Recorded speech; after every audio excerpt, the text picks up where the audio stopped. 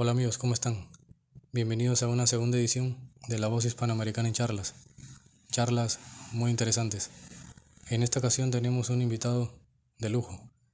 Él es fundador del Círculo Cultural de Lima y también un amplio estudioso y difusor de historia y cultura. Con ustedes, Gustavo Mirano. Hola Diego, ¿qué tal? Un saludo para todos los oyentes que nos están escuchando a través de tu canal y gracias por la oportunidad. Sí, sí, es un honor. Gracias a ti también por tu tiempo.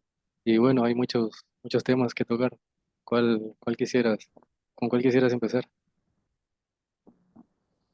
Alguno que sea de coyuntura relacionado con la situación actual del país y darle, digamos, una introducción eh, histórica, ¿no? O una interpretación histórica en base a lo que ya conocemos, ¿no? Desde los estudios peruanistas, digamos, ¿no? Es algo muy interesante el que menciones eso, porque tengo entendido que tú eres peruanista, además de hispanista, pero más como que peruanista, ¿no? Digamos que el peruanismo es una propuesta de interpretación del Perú, una cosmovisión patria, que surge a principios del siglo XX, muy recientemente, en 1920-1930, de la mano de diversos intelectuales peruanos. Están pues personajes como Víctor Andrés Belaúnde, Raúl Porras Barrenechea, Jorge Basadre, Manuel Mujica Gallo, José de la Ribagüero y Osma, ¿no? Entre otros eh, personajes que influyeron desde una tribuna, digamos, intelectual, académica, para poder interpretar el país, para poder comprenderlo y para poder plantear soluciones, ¿no? A los problemas de aquella época. Sabemos también que personajes como José Carlos Mariátegui, desde otras líneas, digamos, de interpretación marxista, ¿no? Que utilizaron el materialismo histórico para dar también una aproximación a la realidad peruana, trataron de hacer algo parecido, ¿no? Pero lógicamente hubo un debate muy interesante a finales de la década de 1920 y principios del 30, en la que las obras de estos intelectuales de línea peruanista eh, entraron, digamos, en una etapa de auge y pasaron a refutar muchos de los puntos de interpretación marxista, ¿no? Principalmente. Posteriormente surge la escuela indoamericanista o línea indoamericanista del APRA, de la mano de Víctor Raúl Aya de la Torre y el movimiento internacional, ¿no? Que inicialmente era el APRA, con una fuerte influencia socialista, una fuerte influencia, digamos, comunista, y también se trató de dar una interpretación a lo que era el ser hispanoamericano, ¿no? Desde el APRA.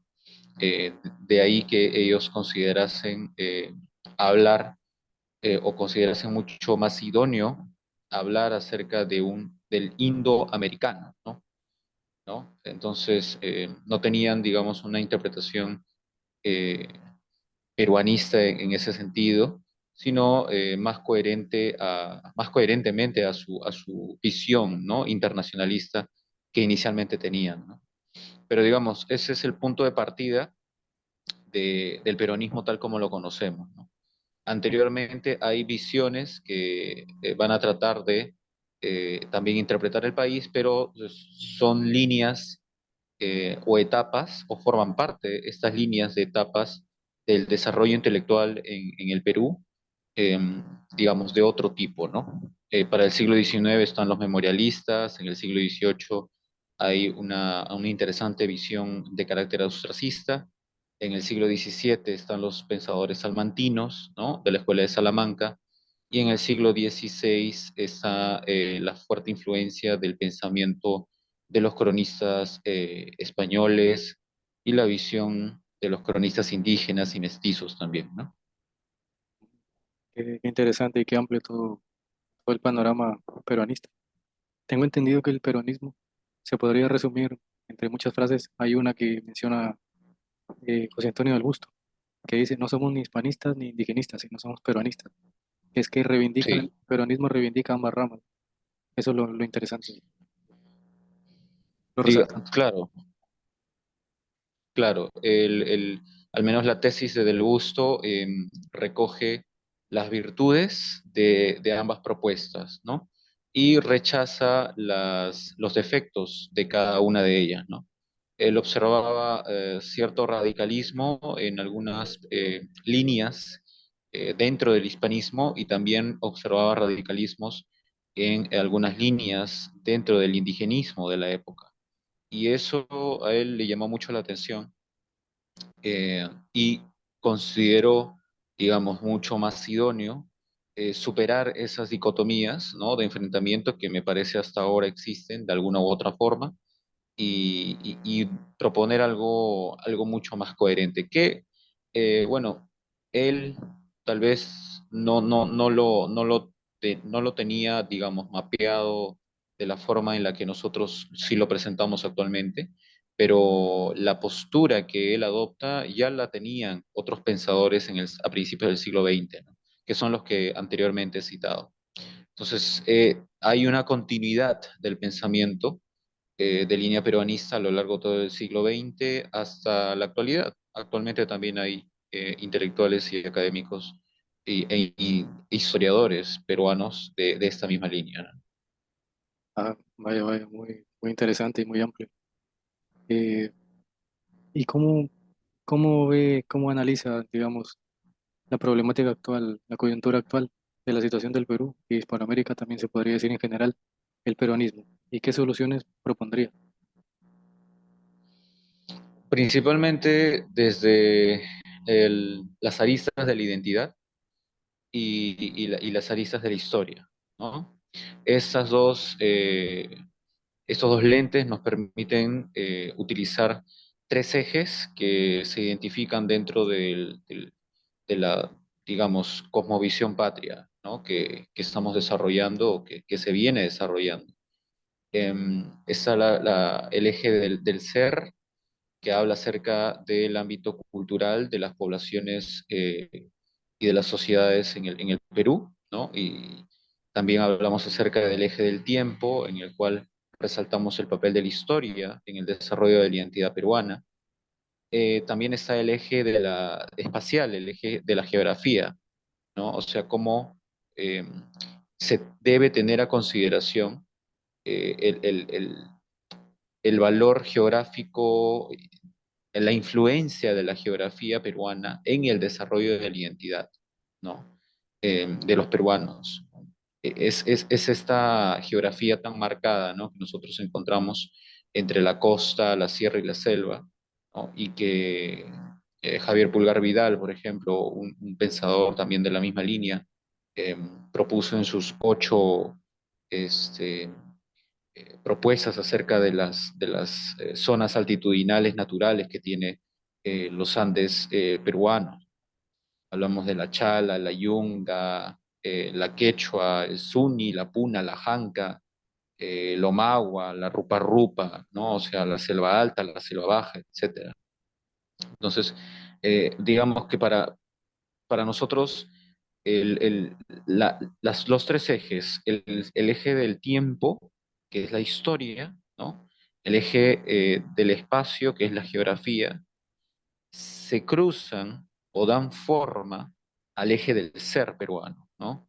Que ya se expresa a través de su cultura y en la cultura está las expresiones también religiosas, ¿no? La religión como parte del ser peruano, la religiosidad a lo largo del desarrollo de la peruanidad, por ejemplo, ¿no? Y cómo es que se va tejiendo y consolidando esta identidad de la cual ahora podemos hablar, que recoge tanto influencias no solamente hispano-andinas o hispano-incaicas, sino también características de culturas de otros continentes, ¿no? Por ejemplo, África, Asia, Europa, de una forma mucho más tardía, ¿no? Esto lo vamos a ver en la época del guano, a mediados del siglo XIX, ¿no? Entonces, digamos que hay una serie de influencias que van moldeando el ser peruano, ¿no? Y la peruanidad como tal.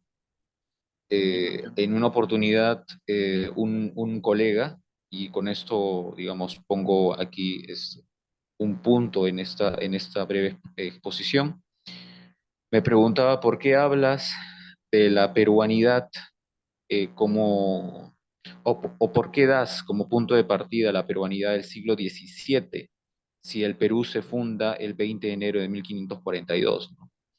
Y lo cierto es que cuando hablamos de peruanidad, tenemos que también considerar las primeras acepciones y conceptos que empezamos a encontrar históricamente acerca de lo que era, de cómo se denominaban o cómo se veía a los peruanos desde el exterior, ¿no? Y cómo también se consideraba al Perú o cómo se consideraban sus gentes de forma, digamos, eh, como una especie de autolectura, ¿no? Una autovisión, una autointerpretación de lo que era el ser peruano en aquella época, ¿no? Poco después de la conquista y poco después de la fundación del Perú. Y nosotros encontramos que conceptos como peruviano, ¿no? Empiezan a gestarse a finales del siglo XVII y perulero, ¿no? Aparecen a principios del siglo XVII. No estamos hablando de 1625 en adelante o 1600 en adelante, ¿no? Entonces, digamos que a partir de ese ciclo podemos considerar que la peruanidad comienza a gestarse, ¿no? El Perú como tal sí se funda el 20 de noviembre de 1542, ¿no? Ahora, las raíces de la peruanidad sí las podemos encontrar en la conquista, ¿no? Pero digamos que ahí empieza la unión, pero el resto de elementos, ¿no? que te menciono, que son los de África, de Asia incluso, indios de Oriente, porque nosotros éramos parte de las Indias Occidentales, recién empiezan a llegar a principios del siglo XVII, ¿no? Entonces, eso es, digamos, una breve introducción, ¿no? A la visión nuestra. Así es. Muy interesante. Muy amplia también. Y bueno, también quisiera preguntarte cuál es la propuesta actual, digamos, política, económica, geopolítica que tiene la peruanidad. En realidad, la peruanidad es una cualidad intrínseca de los peruanos, ¿no? Mm, Se pueden desarrollar interpretaciones desde esos lentes, ¿no? Desde el lente peruanista, como también se hacen interpretaciones del Perú desde el lente hispanista o desde el lente indigenista, ¿no? O desde otros lentes. Pero digamos, se consideran, o sea, la diferencia siempre va a estar en los elementos que se consideren en el proceso de interpretación, ¿no? Cuando Mariátegui realiza sus 7 ensayos de la interpretación peruana, ¿no? De la realidad peruana, él utiliza como método el materialismo dialéctico, ¿no? El materialismo histórico, ¿no? Y, y claro, llega a una serie de conclusiones que posteriormente son refutadas por Víctor Andrés Belaúnde, ¿no? A través de su obra La Realidad Nacional. ¿Por qué? Porque considera también elementos que Mariátegui no había considerado, ¿no? Desde una visión mucho más materialista. Entonces, hay una serie de elementos que también se deben considerar, por ejemplo, el elemento espiritual, el elemento religioso, ¿no? No muchas cosas, muchos, digamos, acontecimientos o procesos sociológicos dentro de la peruanidad también se explican desde la religiosidad. Entonces, teniendo en cuenta esto y, y ya trasladándonos al panorama actual, podemos observar también una serie de fenómenos, ¿no? Eh, que pueden ser analizados desde el peruanismo, ¿no?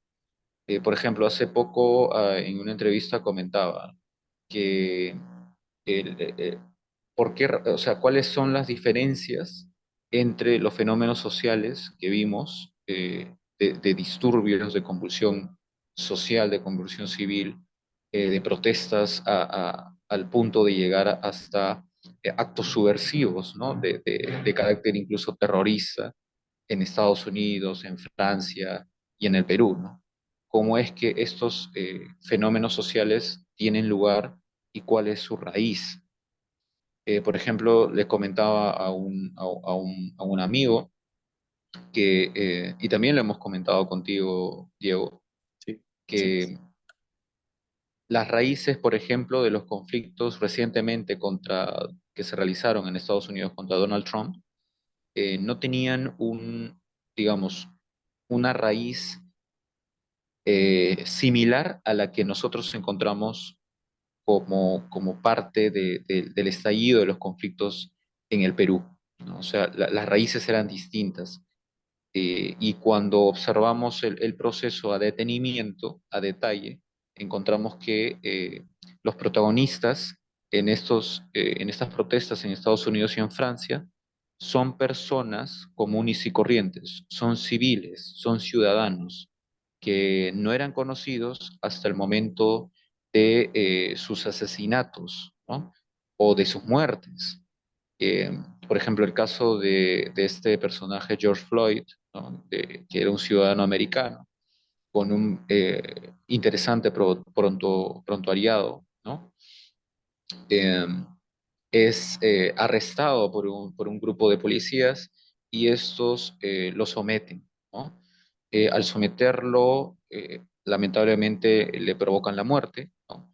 Pero no es algo, digamos, que, que haya sucedido recién en Estados Unidos, sucede desde hace muchos años, ¿no? Pero en esa oportunidad el presidente era Donald Trump y se usó lógicamente de forma política, ¿no? El suceso para iniciar una serie de protestas, ¿no? Pero cuál es la característica que nosotros encontramos en esas protestas? lo La étnico. característica más notable, exactamente, la característica más notable que encontramos es el factor étnico-cultural y principalmente el étnico, ¿no? Al punto que las protestas eran lideradas por agrupaciones que hablaban acerca de eh, la vida de los negros importa, ¿no? El famoso Black Lives Matter, ¿no? Eh, y ellos eran los que encabezaban estas acciones, ¿no? Subversivas contra el gobierno de Donald Trump. Lo que Lo comentas mismo, lo que comentas me hace mucho recordar a un candidato acá, una figura política peruana que se llama Antauro Humala, que bueno, lamentablemente veo con cierta preocupación. Tiene bastante apoyo, especialmente en la zona sur del país, cuya propuesta es bastante radical. Eh, bueno, básicamente quiere incluso cambiar la religión, eh, tiende bastante hacia el socialismo, hacia el marxismo, quiere abandonar el cristianismo incluso. Eh, y es más, hay algo que es muy preocupante de él, porque él no solo propone la típica lucha de clases, sino que además le quiere aunar la lucha de razas. Él dice que el Perú tiene un problema etnocultural y que ese es el gran, digamos, la gran problemática a lo largo de la historia que pervive ahora en el país. Entonces, él quiere dividir el país más, incluso. Quiere él quiere juxtaponer la cuestión de lucha de clases a la lucha de razas y dividir el país aún más. ¿Qué opinas de tal personaje? Y yo creo que su pensamiento de él, bueno, es bastante amplio, bastante profundo. Y hasta ahora veo con cierta también preocupación que nadie lo ha refutado a profundidad, como se debería. Simplemente, digamos, chapotean en la superficie, le hacen argumentos ad hominem, atacan a su persona, esto, pero no van a la profundidad, a sus argumentos que son muy fuertes. Y creo que nosotros como hispanistas y peruanistas deberíamos atacar ello porque viene con fuerza. ¿Tú qué opinas acerca de tal personaje? bueno, Antauro Humala es una figura que encarna una serie de épocas, de etapas recientes de nuestra historia republicana que tienen que ver mucho con acciones subversivas, acciones eh, de infiltración del Estado por parte de mafias y lobbies de otros países, y también etapas, digamos, ligadas a gobiernos prolongados, ¿no? Principalmente los de los 90, que es cuando lleva a cabo el levantamiento de Locumba, y posteriormente en el gobierno de Alejandro Toledo lleva a cabo el famoso Andahuaylazo, ¿no? Del cual posteriormente se le va a acusar de la muerte de los policías que caen en dicha acción subversiva, porque eso es lo que fue y no otra cosa, ¿no? Así es. Tomar comisarías no es una acción, digamos, de protesta, estamos hablando de una acción subversiva, ¿no? En tal sentido, podemos discutir acerca de si la responsabilidad de la muerte de los policías recae en él o no recae en él, pero que llevó a cabo una acción subversiva contra el gobierno, lo hizo. No es el último y tampoco fue el primero. Rebeliones durante toda la República han habido, ¿no? Sí, Las razones que él tuvo para rebelarse tampoco, digamos, podemos conversarlas, ¿no? De una forma mucho más extendida, pero eso no quita el carácter subversivo a su acción, ¿no? sí, Pero más allá de ello, sí encontramos pues que la figura de Antauro Humala está acompañado de una narrativa, sí. ¿no?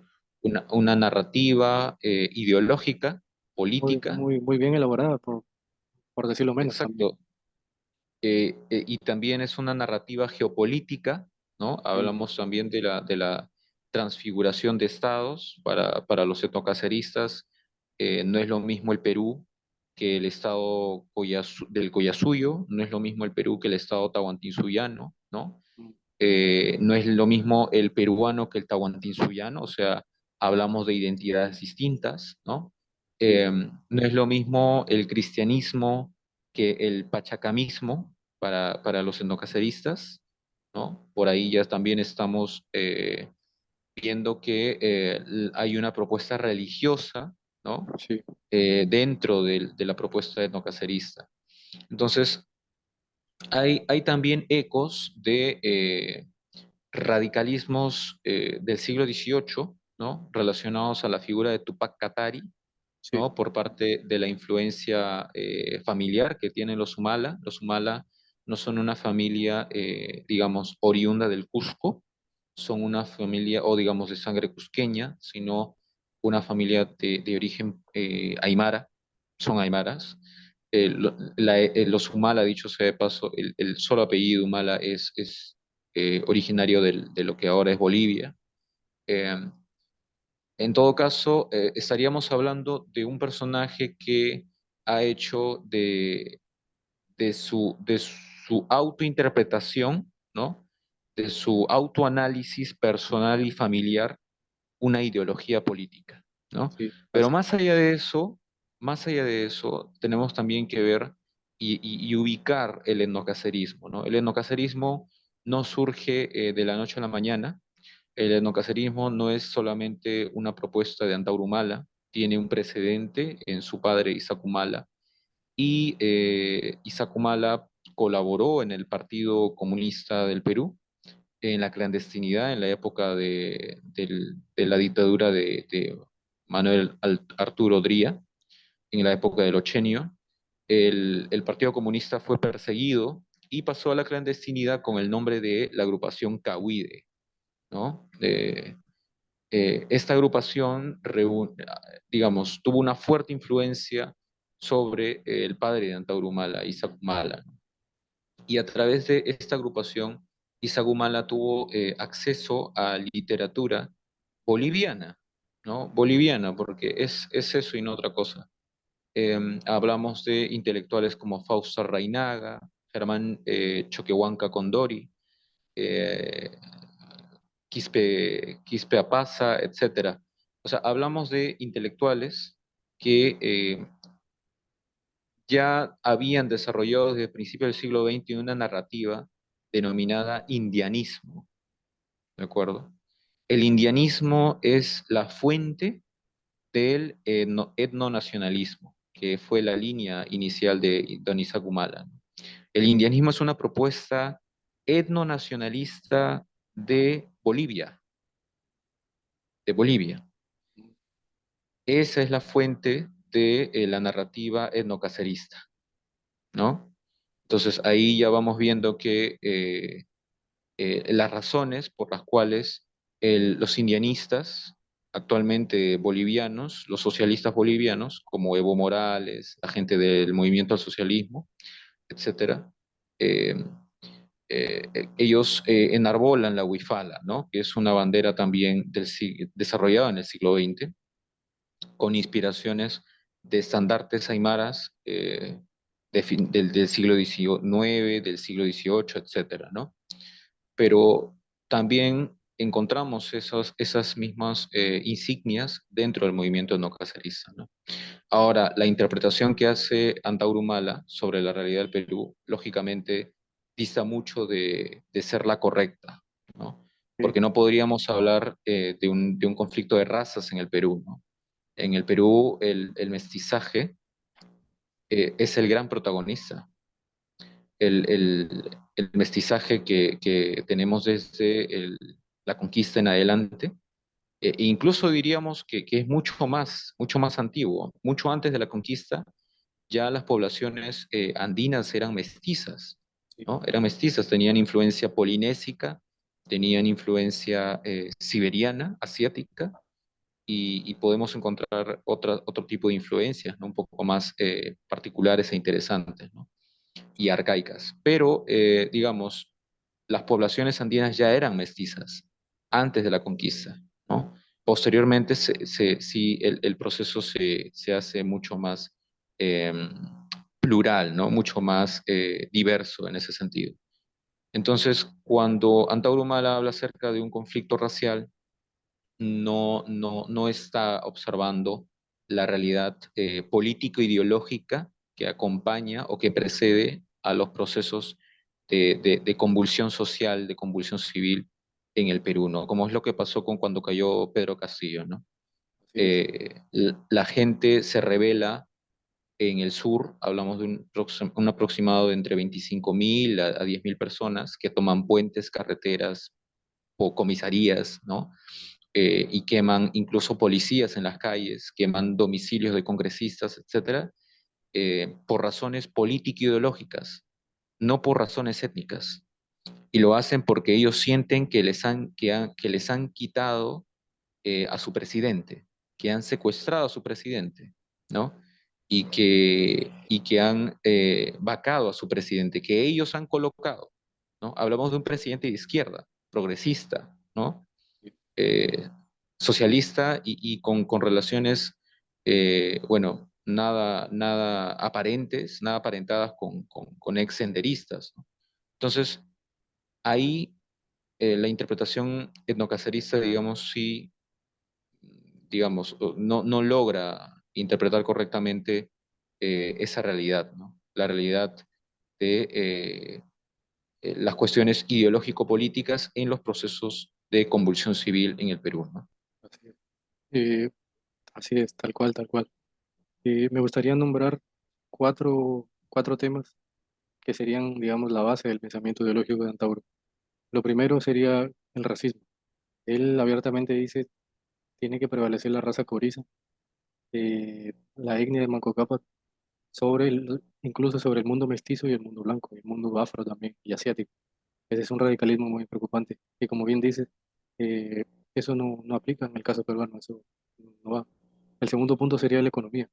Él quiere, él tiende mucho hacia el socialismo, hacia el marxismo, aunque diga que, bueno, que se aleja de él. En realidad sería como una especie de marxismo nacionalista. Él quiere hacer bastantes estatizaciones y eso, bueno, ya sabemos que es bastante preocupante y negativo, ¿no? Sería muy negativo, no funciona bien a lo largo del mundo. Y acá mismo en el Perú tampoco. Eh, bueno, el tercer punto sería el geopolítico. En cuanto a lo geopolítico sí tiene una propuesta bastante interesante, pero eh, la basa principalmente en la agresión hacia los vecinos, empezando por Chile. Es ampliamente antichileno, abiertamente antichileno. Dice que le quiere hacer la guerra a Chile y posiblemente también a Ecuador y Bolivia. Y entonces ahí ya nos convertiría eso en, no solamente en parias económicos, sino también en parias diplomáticos a nivel mundial. Y lo cuarto, y tal vez incluso peor que los tres puntos anteriores, es que también quiere reemplazar el cristianismo para volver hacia lo que él llama pachacamismo, hacia una ideal religión incaica. Simplemente no reconoce al Señor Jesucristo y más bien le escucho en algunas entrevistas de Antauro, ¿no? algún, algunas frases, alguna tendencia masónica. Y bueno, esos son los cuatro puntos que no se tocan de su pensamiento. En las entrevistas que le hacen, mayormente como que le preguntan sobre el andahuaylazo, ¿no? El levantamiento, que bueno, ya sabemos que es algo subversivo, pero que la gente que lo apoya no lo toma en cuenta. La gente que lo apoya toma en cuenta estos cuatro pilares. Y estos cuatro pilares yo pienso que hay que atacarlos, ideológicamente, por supuesto. Y en cuanto a la persona de Antauro, bueno, también es bastante criticable, pero las personas que lo apoyan, que son muchas, y parece que van creciendo, toman en cuenta su ideología y no su persona. Entonces, por eso hay que atacar, yo digo con todo, a la ideología, a estos cuatro pilares, que pueden haber más, pero estos cuatro son los básicos. ¿Y qué opinas de ellos?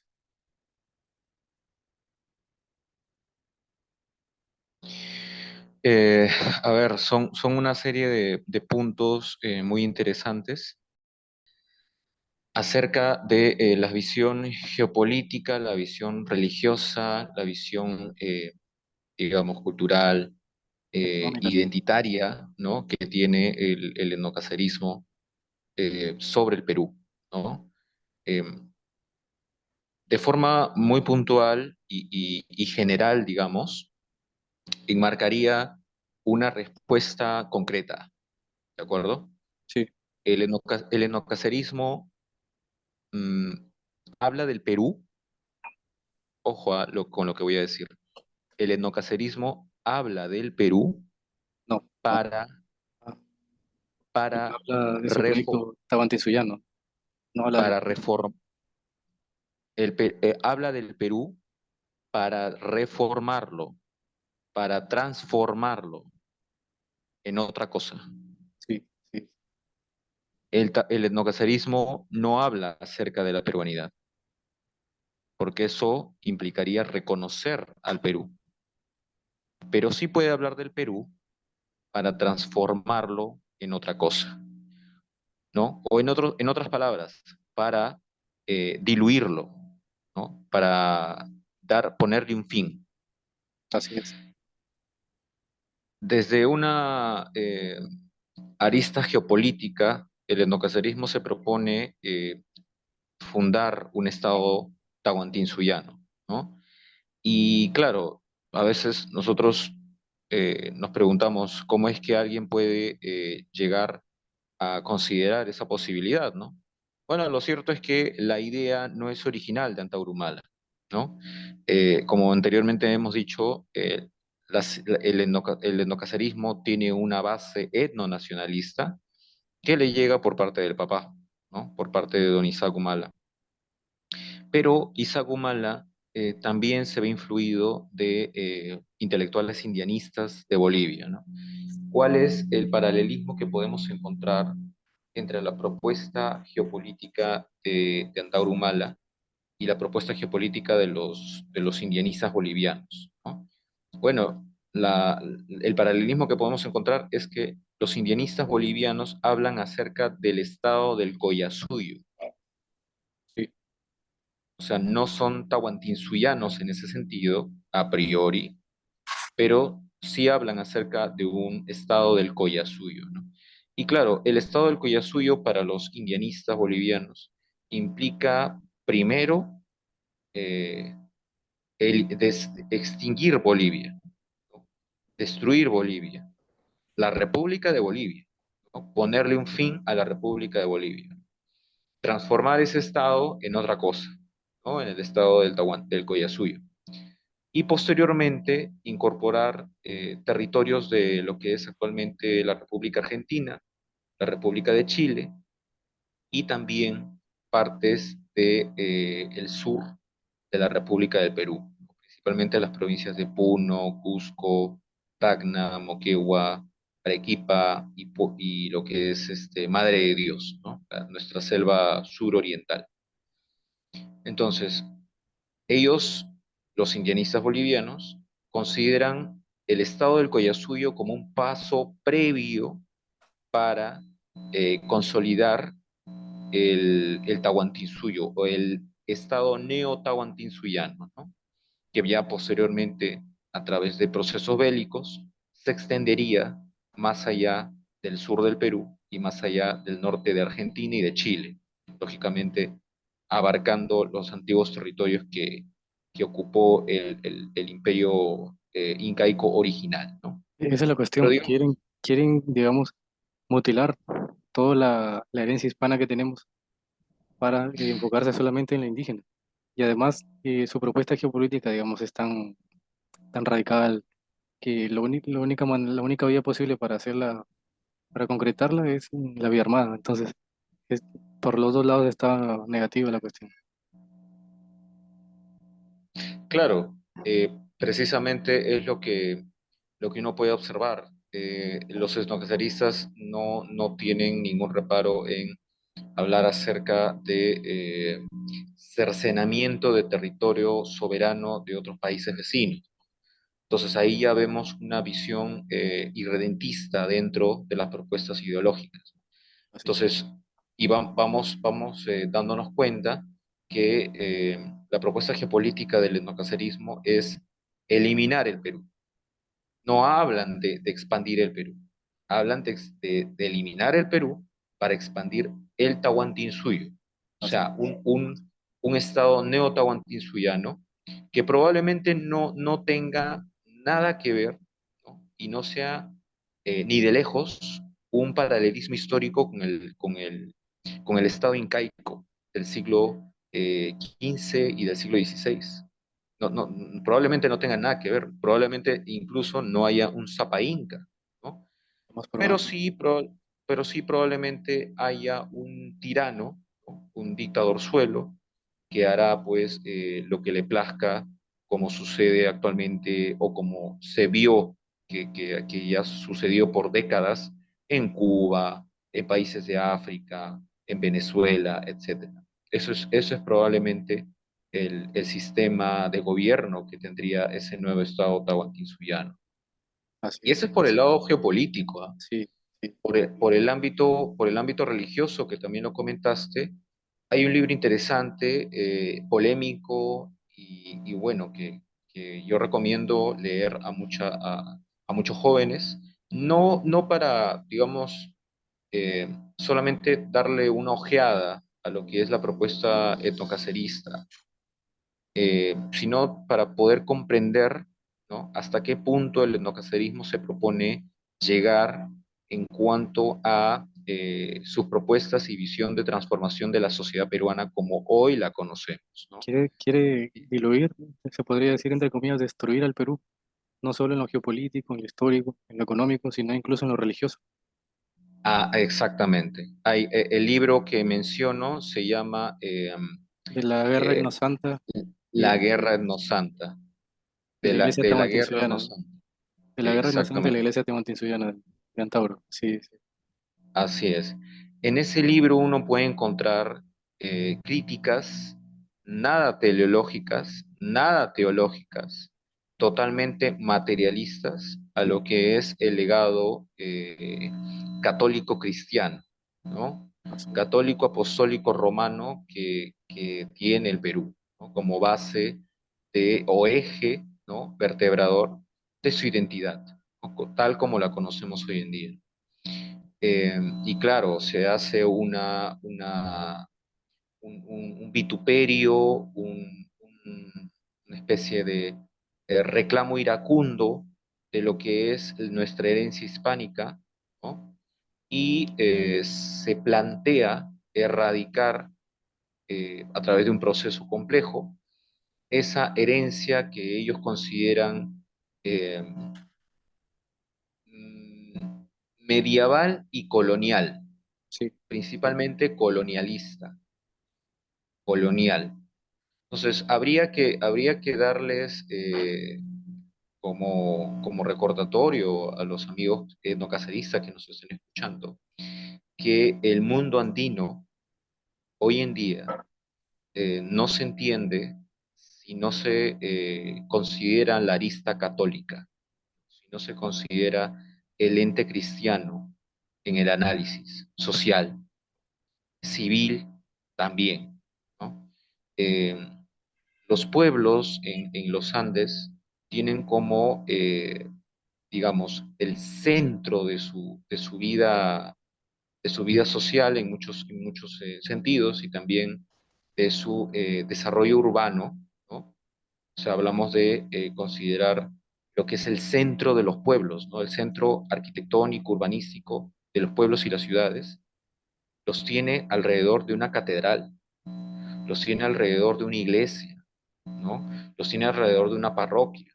Así sea un pueblo chiquito, así sea un pueblo eh, lejano de la capital de una provincia, de un departamento, el, el, el factor religioso cristiano está presente, muy presente. Y también Y en eso las es algo que costumbres, tradiciones, música, ropa, vestimenta, así todo es, también. así es. O sea, no, el análisis y las propuestas etnocaceristas no consideran esos elementos. ¿No? Y si lo hacen, tienen como objetivo erradicarlos. Tienen como objetivo erradicarlos.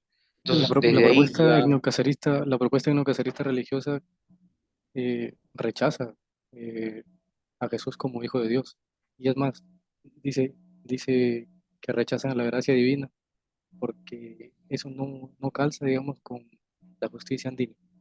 Y es más, yo le encuentro un paralelismo bastante preocupante, una similitud bastante preocupante entre el pachacamismo que proponen con el botanismo. Recordemos que el botanismo era una religión, digamos, guerrera que buscaba siempre una expansión, digamos, militar sangrienta. Bueno, también tenía sus cosas positivas, pero en este caso como que reivindican lo negativo. Quieren simplemente negar la gracia, negar a Jesús, volver a un ojo por ojo, diente por diente, muy similar, digamos, al judaísmo del Antiguo Testamento. Eso es algo también. Quieren subvertir totalmente la religiosidad del peruano, no solo en la forma ni en los nombres, sino también incluso en la cosmovisión. hace, me parece que 2 años, escribí un artículo acerca de la natividad en los Andes, ¿no? Eh, y me llevé una serie digamos, gratas sorpresas al encontrar procesos muy interesantes de sincretismo cultural, ¿de acuerdo? Y Sí, también de interpretaciones religiosas eh, con formas católicas, pero con razones, digamos, prehispánicas, ¿no? Pero digamos, encontré también un equilibrio muy interesante y eso es algo que tal vez la interpretación etnocacerista no ha aceptado, que es parte del mundo andino actualmente. El mundo andino, como nosotros lo vemos, y la razón de la existencia de, digamos, rituales o ceremonias que no son católicas, como el pago a la tierra, ¿no? Eh, el derramar chicha al suelo, etcétera, o incluso el llevar eh, retablos a un apu, retablos a un cerro, ¿no? E incluso la festividad del Señor de Coyurriti, ¿no? Que son festividades, digamos, con formas católicas, formas cristianas, pero con razones prehispánicas. Eso solamente se puede entender a través de algo que mencionó el historiador Rubén Vargas Ugarte, que fue un especialista en temas de religión y estudios sociales en el siglo XX, que era también peruanista. Él hablaba acerca del equilibrio de cultos. El equilibrio de cultos, ¿qué es eso? ¿No? Nos puede venir a la mente a priori. Bueno, el equilibrio de cultos toma de forma, implica para la gente del Ande, ¿no? Para los andinos o altoandinos, más puntualmente, eh, tomar de forma literal la expresión bíblica, mi reino no es de este mundo, ¿no? O sea, mucha gente, muchas poblaciones durante la época virreinal, principalmente altoandina, entendía las interpretaciones bíblicas, eh, o digamos, las afirmaciones bíblicas de forma literal. Cuando hablaban acerca de el reino que no es este mundo, ¿no? Que es una afirmación de nuestro Señor Jesucristo, digamos, dentro de la concepción andina, implica desarrollar o proponer un equilibrio, ¿no? Si el reino de nuestro Señor Jesucristo no es de este mundo, ¿no? Eh, quiere decir que nuestro Señor Jesucristo y Dios, ¿no? Su Padre, gobiernan los cielos, pero quienes aún permanecen en la tierra son los apus hechos santos. Eso es algo muy importante también. Los apus hechos santos, ¿no? Por eso hablamos de cerros, incluso que hoy en día tienen el nombre de santos, ¿no? En Lima tenemos, por ejemplo, el Cerro San Cristóbal. En provincias como Castilla, en lo que es Arequipa, en el poblado de Pampacolca, hay una serie de cerros que rodean el pueblo y cada uno tiene nombre de santos. San Andrés, Cerro San Andrés, Cerro San Nicolás, Cerro San Miguel, Cerro San... O sea, hablamos de cómo se da este sincretismo y esta transculturación que implica la aceptación del cristianismo por parte del mundo andino. Así es, Entonces, y eso es un análisis que los etnocaceristas no lo aceptan, simplemente no lo aceptan. simplemente no. Cuando hablamos cuando hablamos del equilibrio de cultos, ahí recién podemos entender por qué en los pagos a la tierra que se realizan en nuestro mundo rural y campesino, siempre se agradece a la Pachamama Santa Tierra, pero también se agradece a Jesucristo, o sea, a Dios Jesucristo. Se menciona a Dios Jesucristo. Y eso es algo que los indigenistas, digamos, han querido eliminar. ¿Y Sí, por qué lo han querido eliminar? Porque no comprenden el equilibrio de cultos en el mundo andino. así Y cómo es, es que los apus pasan a ser, o sea, los cerros, ¿no? Pasan a ser santos. así es. Entonces, Y, y bueno, tampoco podemos olvidar mencionar el punto económico, que también es muy, muy negativo a la propuesta y muy preocupante. Básicamente lo que dicen es que quieren hacer estas estatizaciones masivas y bueno, eso ya sabemos que conlleva una quiebra económica y están completamente decididos a hacerlo. Bueno, tienen amplio apoyo también de la población, de cierto sector, bueno, de algún sector de la población.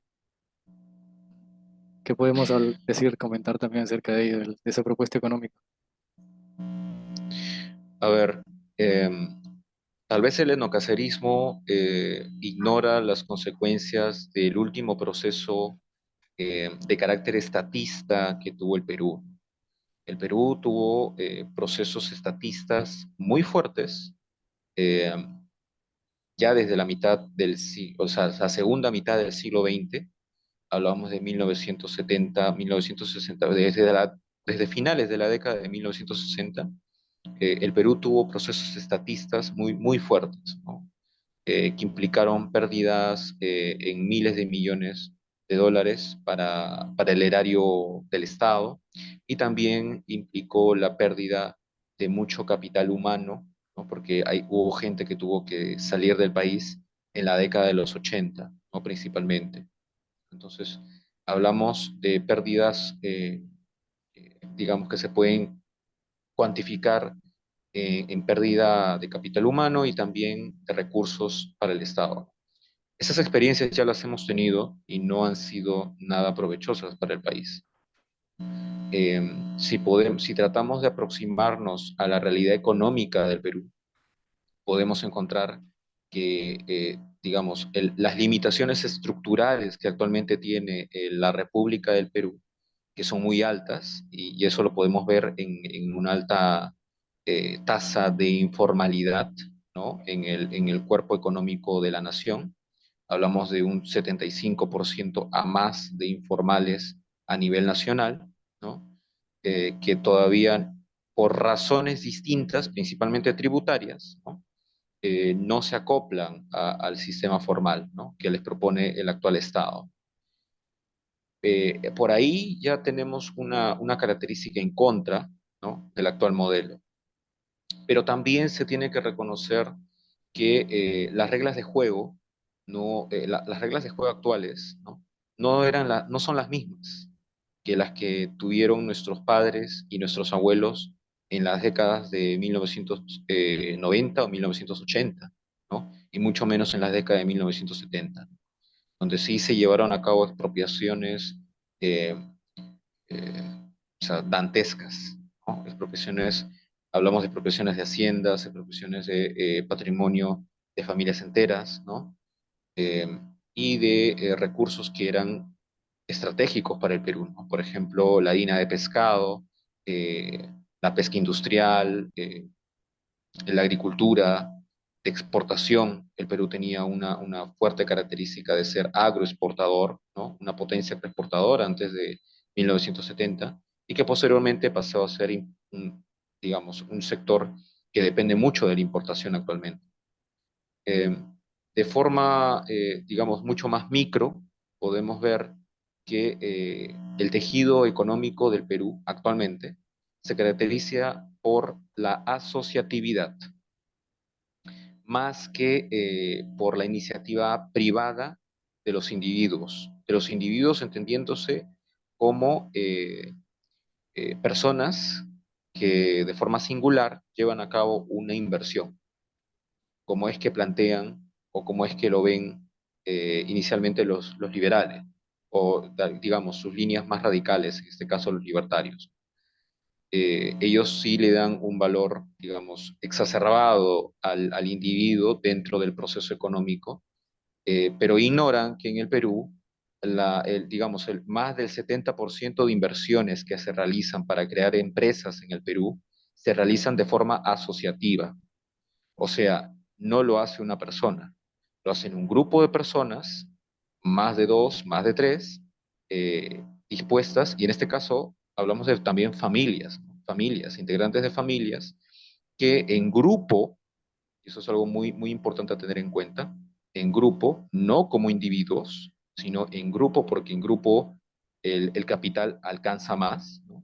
Tienen mayor capital y tienen mayor capacidad para invertir.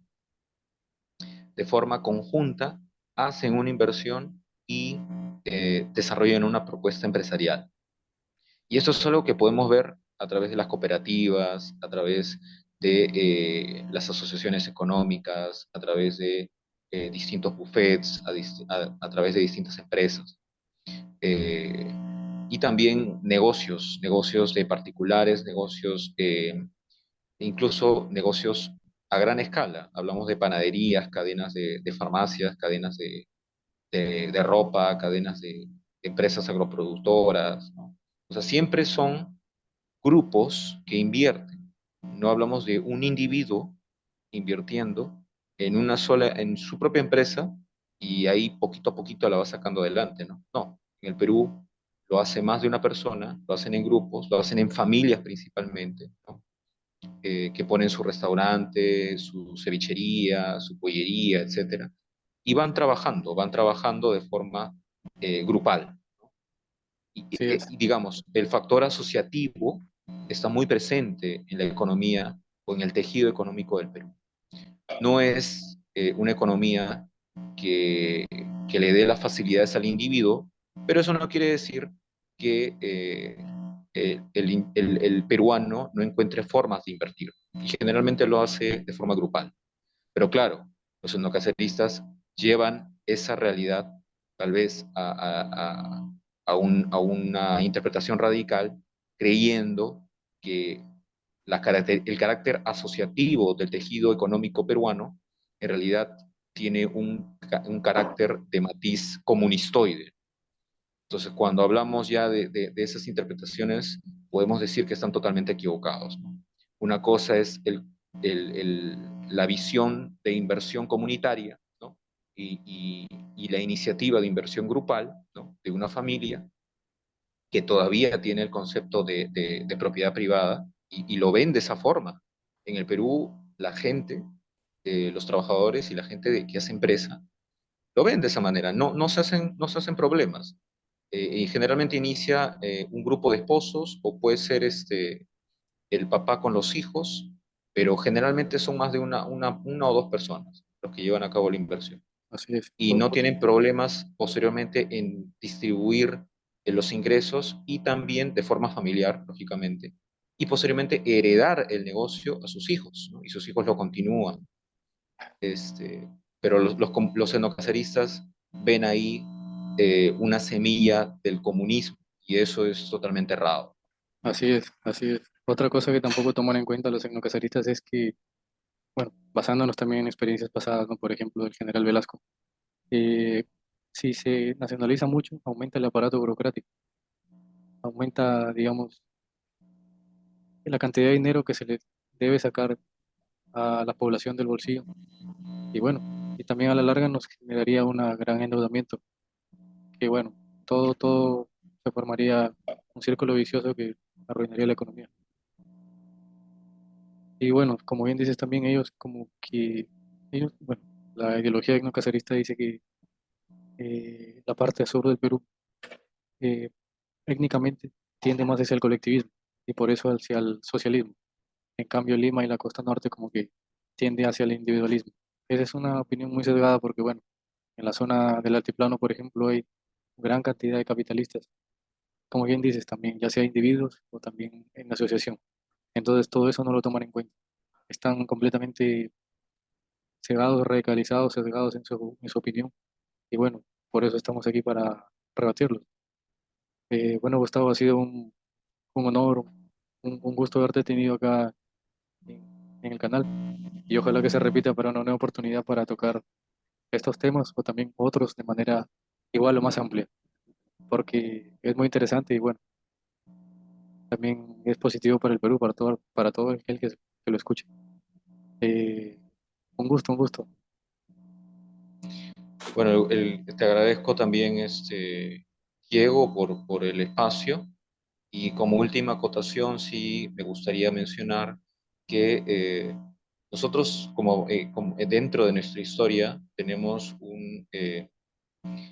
una característica que a veces no lo solemos notar tanto, y es que solemos aceptar las ideologías que vienen de fuera, ¿no? Hablo en ese sentido de escuelas europeas o escuelas estadounidenses, de interpretaciones económicas o sociales, ¿no? Eh, de, de, una forma totalmente eh, facilista. O sea, no realizamos una interpretación, tampoco un filtraje y una adaptación de la propuesta ideológica a nuestra realidad peruana. Y es por eso que en ocasiones sí he tenido la oportunidad de encontrar que los comunistas le dan un excesivo eh, valor a lo que es el colectivo, ¿no? Acá en el Perú, ¿no? Y los liberales suelen darle un excesivo valor al individuo, ¿no? Cuando en realidad económicamente el Perú pues tiene una característica profundamente asociativa, ¿no? Así es. Grupal y está en medio de ambos. Pero nada, te agradezco el tiempo y la oportunidad y con gusto estoy dispuesto para participar en distintas eh, entrevistas que me propongan. Un saludo para todos tus oyentes. Muchas gracias. Muchas gracias a ti. Hasta una nueva oportunidad.